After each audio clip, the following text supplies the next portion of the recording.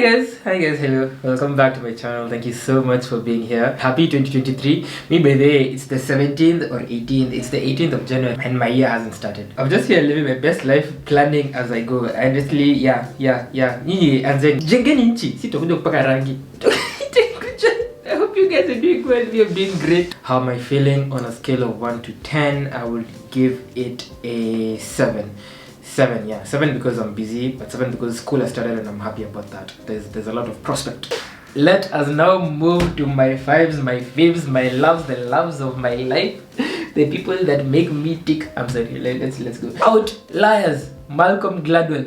Everyone has been talking about this book, but I never read it. And the moment I picked this book up like this, I said, there is no way you can go through life without reading this book.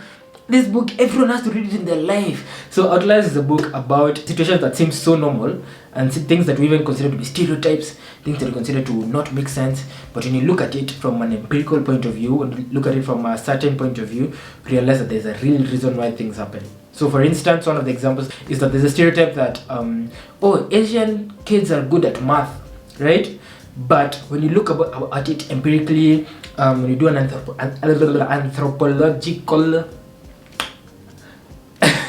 review of the book of the stereotype, realize that first of all, the Chinese language makes it easier to grasp concepts. Numbers are easier to read, just the way you read them in Mandarin makes it easier to digest, and even how they do math is different because of the language. So the language does a lot, and then it talks about the amount of effort that these people put in, culturally speaking. So it goes back to the earlier practices, and it says that there's a level of grit that these people had that develops time over time, that gives them this endurance and perseverance, which eventually spills over to their academics and they do better.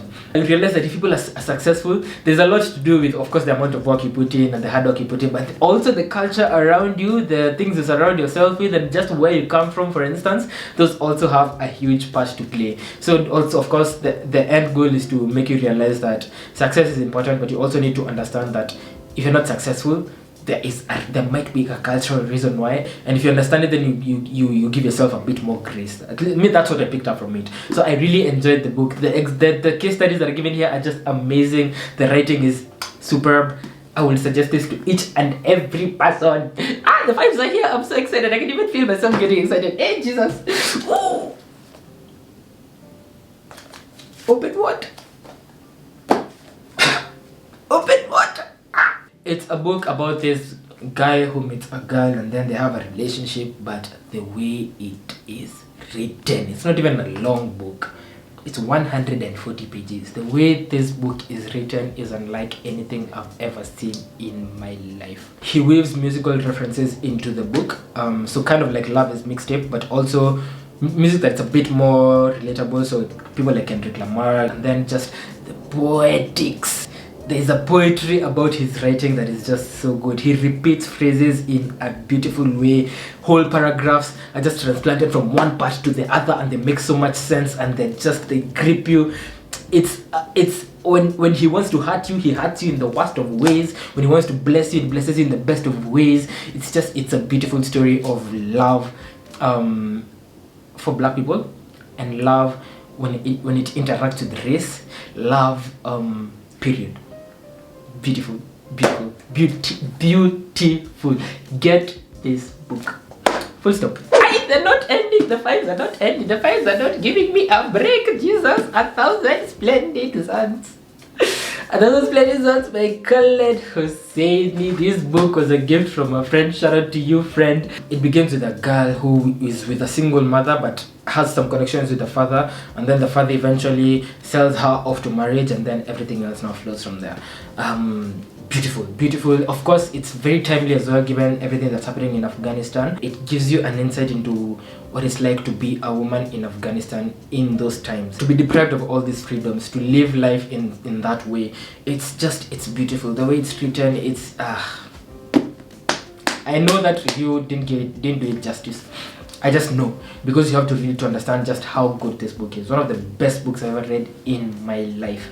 It ends with us. I think I can take a break now on the enthusiasm with It Ends With Us. It's a very controversial fight. People I know are going to come for my neck for this one, and the same thing I said last time. Kauko, Ketchini, sit down. You live your life, let me live mine, okay? I can't love a book just because I love it. Leave me alone. It Ends With Us is a story about a girl who falls in love with a guy, and then stuff happens, and that's all I'll say. Of course, I don't want to spoil. It really flows. Like, you can easily read this in a day. It was a book club pick, and people would read it in an afternoon, literally. And it's like 300 and something pages, so it flows really nicely. If you're in a reading slump, I would suggest this. Trigger warning, of course, there's the issue of domestic violence, which is one of the reasons why I ended up getting to the rabbit hole of domestic violence to begin with, in November, December. And it's very nicely written. Honestly, I enjoyed it, and I give it a 5 just because it was that easy to read. Of course, that issue of domestic violence is also captured very nicely here, and the author makes it a point to show that it's very hard to dissociate the love you have from the person with the acts they're doing to you, right? It's a very complicated conversation to have. You can't have it in 2 seconds, but I enjoyed the book. I would definitely suggest this to everyone. Trigger warnings, of course, observed. The Bread the Devil Knead, I picked it up immediately after It Ends With Us, and I didn't know. I just picked it because people are talking about it on the Instagrams and on the social medias. I picked it, but I didn't know it was going to do the work that It Ends With Us refused to do. It Ends With Us was being nice about the whole thing, talking about love and domestic violence, love, nah. This book came and said, fuck that. It's a story about this Trinidadian lady who is in an abusive marriage and who's trying to understand how to live her life and what worth to attach to her life. And when I tell you, this book gives no this book is painful. The kind of torture that this woman has gone through, my god. I loved it mostly because it gave a harsh reality into the issue of domestic violence. Throughout the situations where you're rooting for the character so much, you're just like, you deserve so much better than this. And it's interesting to see how she lives her life and what happens in the end. The Sex Lives of African Women. I read this book in February, and it was a book club pick. Let me tell you, the book club was so happy with this one. We people love these things. It's a collection of short stories, very short stories, which is one of the critics that we have for the book, about women who are trying to navigate their lives and how sex plays a part in that, right?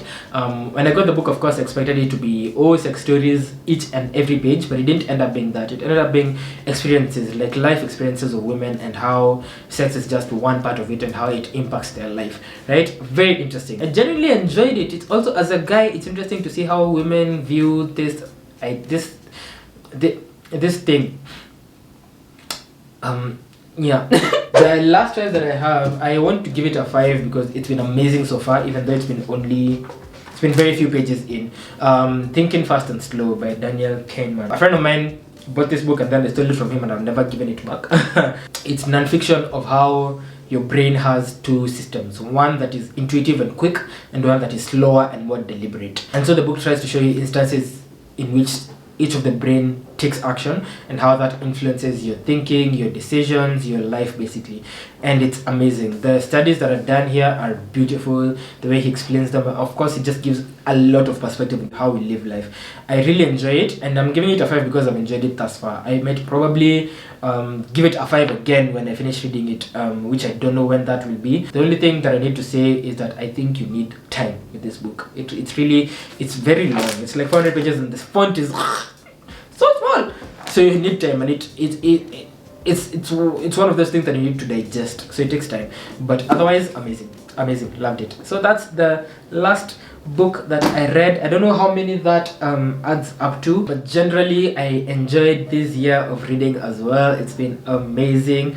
I hope to be reading more this coming year. Actually, let me tell you, let me show you. I have started the year with suffering. I'm really happy with my journey. I'm learning a lot from these books. The more I read, the more I'm having deeper conversations with people, the more I understand what people are going through. Also, the book club that I have, which has been running for all of last year, has really helped me understand that people interpret things differently, and social issues are just such a joy to experience with people because the perspectives are just amazing. So I would definitely, if you've not started on your journey, please start. If you want books that will get you out of a slump, I would suggest It Ends With Us. I think that's a very nice book that you can use to get yourself out of it. 7 Days in June is also easy enough for you to read easily. A Thousand Splendid Suns. I did all the fives. Start with any. Start with any. You'll just enjoy your time. Me, I'm telling you, as reading is such a joy. Jesus Christ, I love the experience of reading, and I am happy that I got to share that with you. I think this video is long enough already, so I won't go any longer than that. Thank you so much for watching the video. I hope to see you in the next video, whenever that is going to be, and I wish you all the best. Please do not forget that you are worth every single ounce of effort that you put towards being a more wholesome, a better version of yourself. And also subscribe if you haven't. If you've gotten this far, subscribe. Okay, I'll see you guys in the next video. Bye.